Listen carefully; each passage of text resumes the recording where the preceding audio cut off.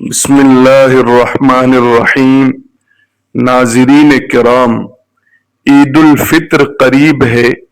یہ خوشی اور مغفرت کا مبارک موقع ہے، مگر یاد رکھیں اگر گھر میں یہ تین خاموش چیزیں موجود ہوں تو وہ تنگ دستی اور برے حالات کا سبب بن سکتی ہے۔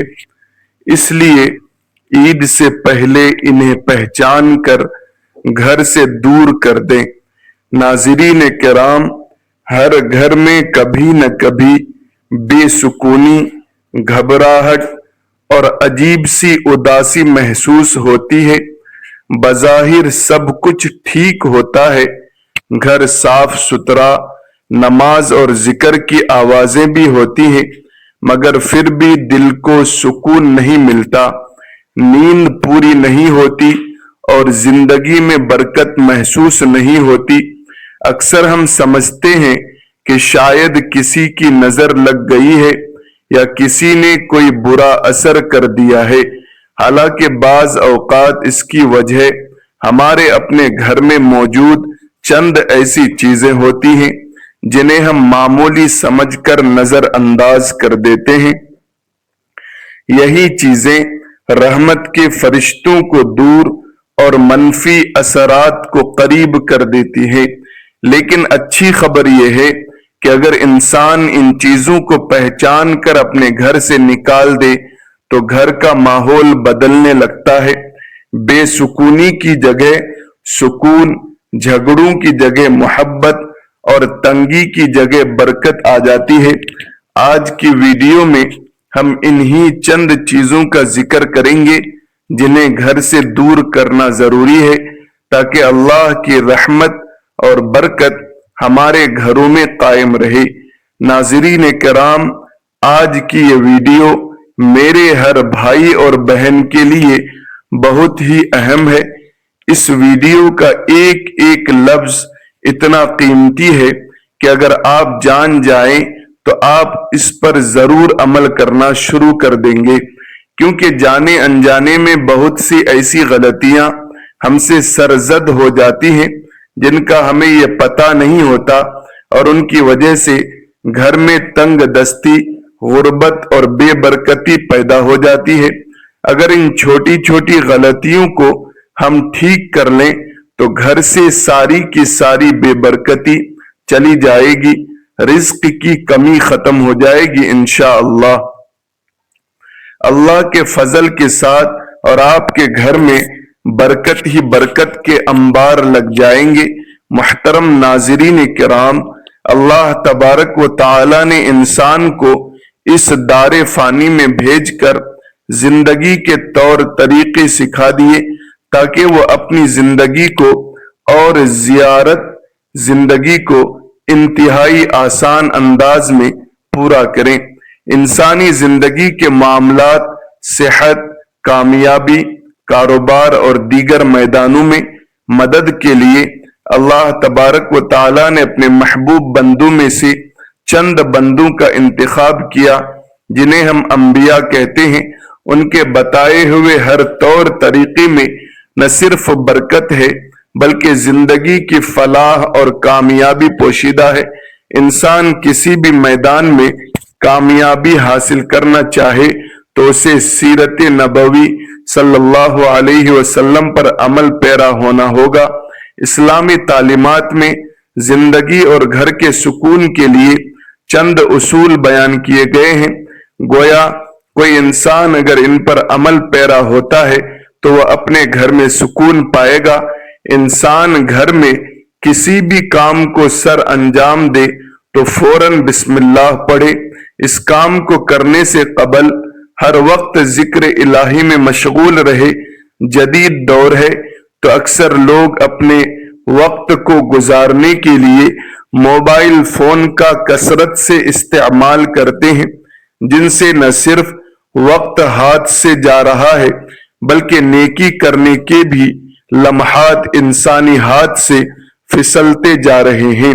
کوشش اور احتیاط اس بات کا کرنا چاہیے کہ جب بھی گھر میں کسی بھی کام میں مشغول ہو تو استغفر اللہ، اللہ اکبر، الحمدللہ، یا حی یا قیوم وغیرہ کے اذکار کو نہ صرف خود اپنی زبان پر جاری رکھیں بلکہ اپنے بچوں کو بھی اس بات کی ترغیب دیں۔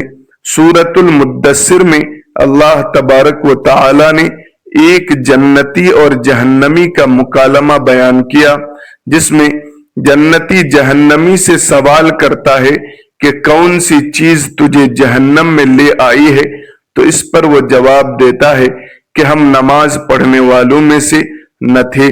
یہ تو وہ لوگ ہیں جو نماز نہیں پڑھتے، اور جو نماز پڑھتے ہیں لیکن اس میں سستی کرتے ہیں، وقت ضائع کرتے ہیں اور قصدن نماز کو تاخیر سے پڑھتے ہیں، ان کے متعلق بھی ارشاد فرمایا، بس ان نمازیوں کے لیے ہلاکت ہو جو اپنی نماز سے غافل ہیں۔ گویا یہ نماز دوڑ پڑھتے ہیں، ان میں اکثر غفلت میں پڑ جاتے ہیں، ان کے لیے بھی خرابی ہے۔ لہذا گھر میں برکت چاہتے ہیں تو اکثر نماز کا احتیاط گھر میں کیا کریں۔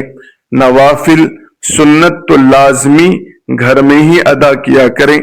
گھر میں نوافل سنت پڑھنے کے بہت سے فوائد ہیں۔ ایک تو بچوں کو دیکھ کر نماز کی ترغیب ملتی ہے، دوسرا گھر میں برکت رہتی ہے۔ گھر میں برکت کے لیے قرآن مجید کی تلاوت کا احتیاط کیا جائے، اگرچہ تھوڑا ہی کیا جائے لیکن روز کی بنیاد پر کیا جائے۔ آپ چاہیں تو ایک صفحہ تلاوت کریں، لیکن تلاوت روز کی بنیاد پر ہو سکے تو اپنے بچوں کو ایک صفحہ روزانہ تلاوت کر کے سنائیں تاکہ ان میں قرآن مجید کی تلاوت کا شوق پیدا ہو۔ قرآن مجید کی کوئی بھی سورت تلاوت کریں، گھر میں برکت کا ہی باعث بنتی ہے۔ جناب رسالت مآب صلی اللہ علیہ وسلم نے فرمایا، ترجمہ حضرت ابو ہریرہ رضی اللہ تعالی عنہ سے روایت ہے کہ رسول اکرم صلی اللہ علیہ وسلم نے فرمایا، اپنے گھروں کو قبرستان نہ بناؤ، یقیناً شیطان ان گھروں سے دور بھاگتا ہے جہاں سورۃ البقرہ پڑھی جاتی ہے۔ یعنی گھروں میں نماز اور تلاوت قرآن کا احتیاط کیا کرو۔ اہل علم فرماتے ہیں کہ روزانہ رات عشاء کی نماز کے بعد جو شخص سورۃ الواقعہ کی تلاوت کرتا ہے، اللہ تبارک و تعالی اس کے رزق میں بے پناہ اضافہ فرماتا ہے۔ صبح صبح سورہ یاسین کی تلاوت بھی کرنی چاہیے۔ جمعۃ المبارک کو سورۃ الکہف کی تلاوت کرنی چاہیے۔ قرآن مجید میں اللہ تبارک و تعالی نے تقوی سے متعلق ارشاد فرمایا، اور جادہ راہ یعنی راستے کے خرچ سے لے لیا، یقیناً سب سے بہتر زاد راہ تقوی ہے، اور اہل عقل مجھ سے ڈرتے رہو۔ پھر ارشاد ہوا، یقیناً اللہ تبارک و تعالی کے نزدیک تم میں سب سے زیادہ عزت والا وہ ہے جو سب سے زیادہ پرہیزگار ہے۔ بے شک اللہ تبارک و تعالی سب کچھ جاننے والا باخبر ہے۔ گھر میں برکت کے لیے عمل یہ ہے کہ انسان اللہ تبارک و تعالی سے جس طرح ڈرتا ہے یا اس کی محبت میں مجلس میں، مسجد میں، سفر میں تقوی اختیار کرتا ہے، ویسے ہی گھر میں جب وہ تنہائی میں ہو، جب اسے کوئی نہ دیکھ رہا ہو سوائے رب کائنات کے، اس وقت بھی وہ تقوی اختیار کرے، اپنی بیوی، بچوں، والدین اور بہن بھائیوں کے ساتھ حسن سلوک محض اللہ تبارک و تعالی کی رضا کے خاطر۔ یہ عمل بھی گھر میں برکت کا سبب ہے۔ اس میں کوئی دو رائے نہیں کہ جب انسان مل کر کھانا کھاتے ہیں تو اللہ عز و جل اس میں برکت ڈال دیتا ہے، اور پھر جب افراد گھر کے ہوں، والدہ ہوں، والد ہوں، یا میاں بیوی، بچے، بہن بھائی سب مل کر بیٹھ کر ایک جگہ احتیاط کے ساتھ اللہ تبارک و تعالی کے نام سے شروع کریں تو برکت کا کیا عالم ہوگا۔ جدید دور میں یہ روایت ختم ہوتی جا رہی ہے۔ اب اگر کوئی اپنے کمرے میں بیٹھا ہے تو وہیں کھانا کھائے گا، اگر کوئی سڈی روم میں ہے تو وہ وہیں کھانا کا احتیاط کرے گا۔ والدین الگ بیٹھ کر کھا رہے ہوتے ہیں، ایسا کرنا برکت کو ختم کرنے کے مترادف ہے۔ جناب رسالت مآب صلی اللہ علیہ وسلم نے فرمایا، اللہ تبارک و تعالی کے ہاں سب سے زیادہ پیارا کھانا وہ ہے جس پر ہاتھوں کی کثرت ہو، یعنی جہاں لوگ زیادہ ہوں۔ آپ صلی اللہ علیہ وسلم نے ارشاد فرمایا، صحابہ نے عرض کیا، یا رسول اللہ صلی اللہ علیہ وسلم، ہم کھاتے ہیں مگر سیر نہیں ہوتے۔ تو فرمایا، شاید تم لوگ الگ الگ ہو کر کھانا کھاتے ہو۔ صحابہ نے جواب دیا، ہاں۔ فرمایا، اپنے کھانے پر اکٹھے ہو جاؤ اور اس پر اللہ تبارک و تعالی کا نام لو، اس میں تمہارے لیے برکت ڈال دی جائے گی۔ اللہ تبارک و تعالی نے رزق کی تقسیم کے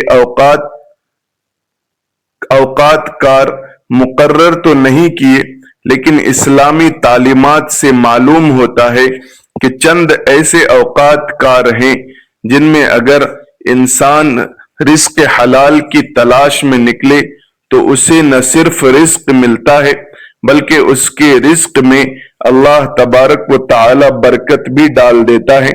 ہماری تہذیب و ثقافت میں یہ حصہ رہا ہے کہ ہمارے بڑے صبح جلدی اٹھ جاتے تھے، فجر کی نماز ادا کرنے کے بعد تلاوت قرآن کرتے تھے اور پھر رزق حلال کی تلاش میں نکل پڑتے تھے، یہاں تک کہ وہ شام کو واپس لوٹ آتے تھے اور عشاء کی نماز کے بعد سو جاتے تھے۔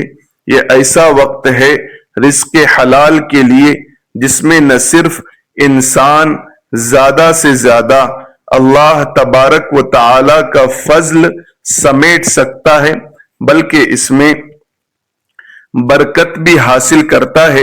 لیکن عصر حاضر میں تمام اوقات کار بدل چکے ہیں، لوگ اب فجر کے وقت سوتے ہیں اور ساری رات جاگتے ہیں۔ ہم یہ دیکھ سکتے ہیں کہ ان گھروں میں 4 سے 5 افراد کمانے والے ہیں لیکن پھر بھی برکت نہیں، سکون نہیں، جبکہ ہمارے اجداد میں محض ایک شخص کمانے والا ہوتا تھا اور پورے گھر کو ایک ہی فرد کافی رہتا تھا۔ لہذا اگر آج ہم چاہتے ہیں کہ ہمارے گھروں میں اور رزق میں برکت ہو تو صبح جلدی اٹھنے کی عادت ڈالیں اور رات کو جلدی سونے کی عادت ڈالیں۔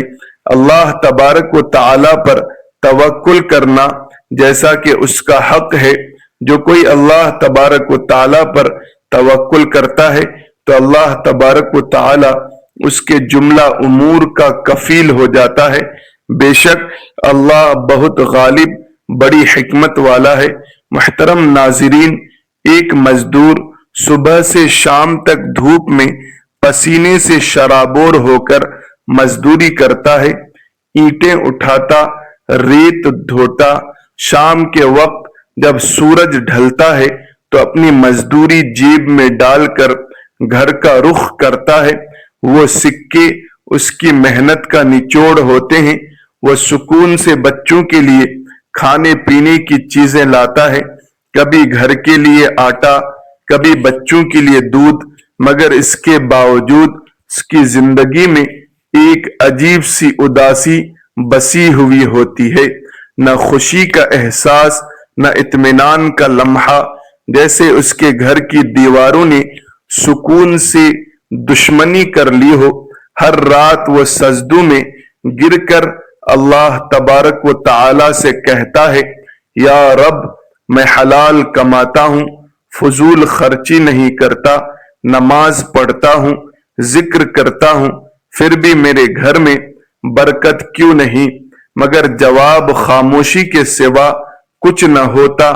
دل بے چین رہتا ہے اور تنگ دستی جیسے اس کے دروازے سے چمٹ گئی ہو۔ آخر ایک دن اس نے گاؤں کے ایک بزرگ سے ملاقات کی۔ مزدور نے ان کے سامنے अपना दुख रखा, आंखों में नमी लिए हुए बोला, बाबा जी मैं हलाल कमाता हूँ, हलाल खाता हूँ, मगर फिर भी मेरा घर बेसुकूनी का गहवारा है। खुशी जैसे मेरे घर से रूठ गई है। बुजुर्ग मुस्कुराते हुए और निहायत नरमी से बोला, बेटा आज के दिन की मजदूरी से तुमने कोई चीज नहीं खरीदनी है। 2 किलो मिठाई लेना है और मेरे पास लाना है। मैं उस पर कुछ दम कर दूंगा। जब शाम को घर पहुंचो तो दरवाजे पर रखकर अपने कान लगाकर सुनना कि तुम्हारे घर के अंदर से क्या आवाज आती है। तुम्हारे घर में रखी एक चीज तुम्हारी तंग दस्ती और बेसुकूनी का हाल का राज खोल देगी। मजदूर ने ताज्जुब से देखा मगर चुप कर लिया। दिन भर की मेहनत के बाद शाम ढले, उसने 2 किलो मिठाई खरीदी। जैसे ही उसने अपने घर में कदम रखा तो 3 चीजें घर में तंग दस्ती बेसुकूनी को दावत दे रही थी। पहली चीज, जब दीवारों पर शुक्र के बजाय नाशुक्री हो। कुछ घरों में दाखिल होते ही एक अजीब सी खामोशी इस्तकबाल करती है।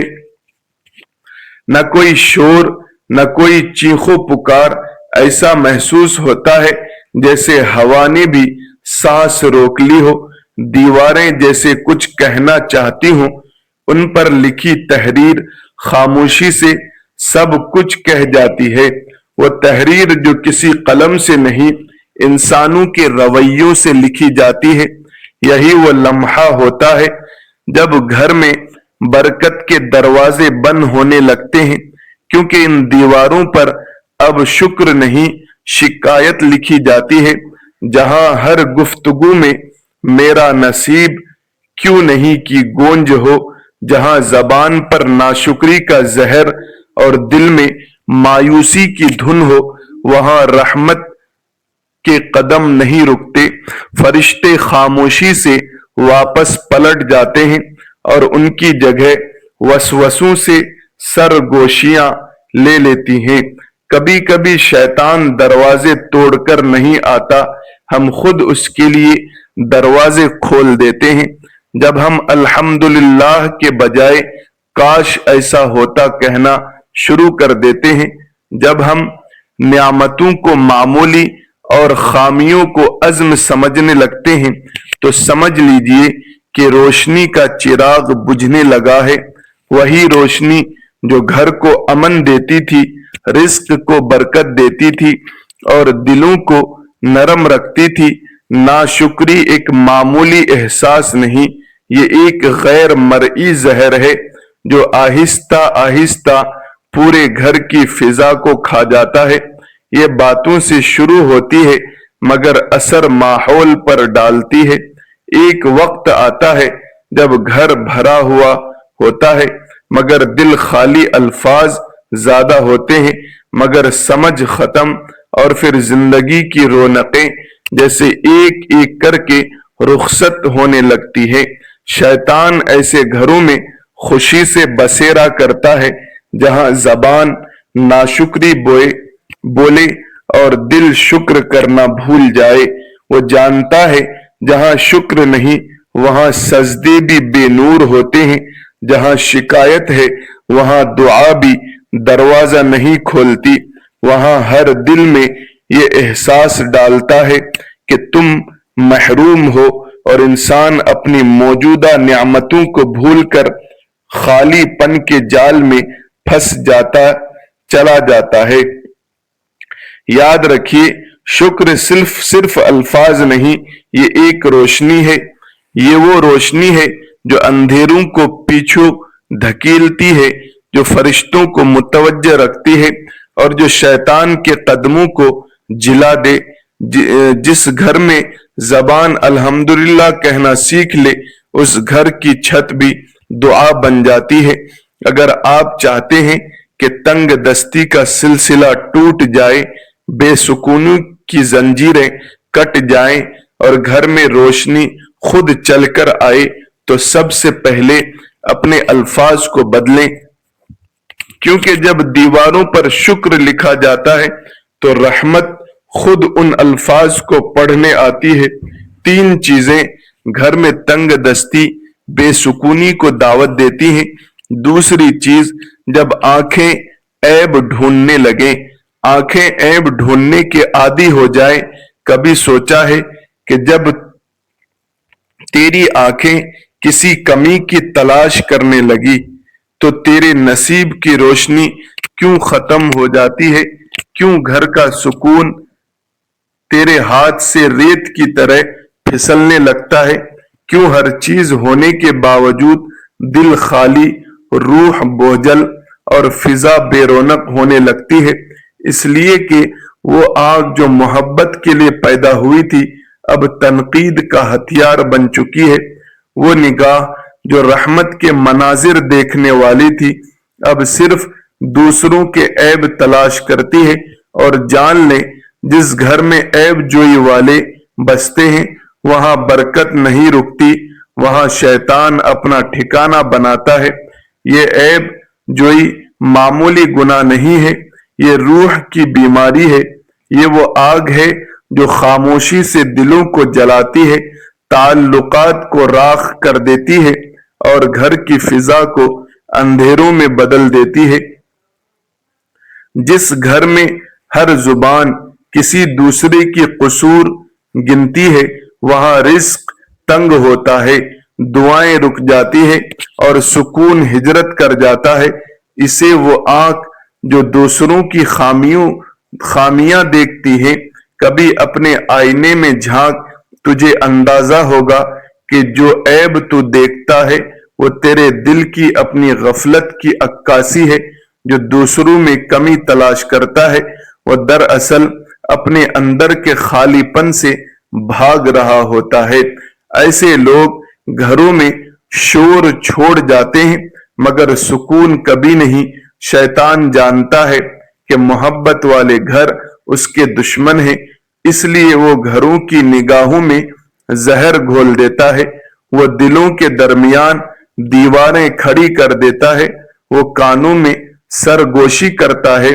دیکھو اس نے تمہارے ساتھ ایسا کیا ہے، اور جب تم اس کے بہکاوے میں آ جاتے ہو تو سمجھ لو تمہارے گھر کی فضا بدل گئی۔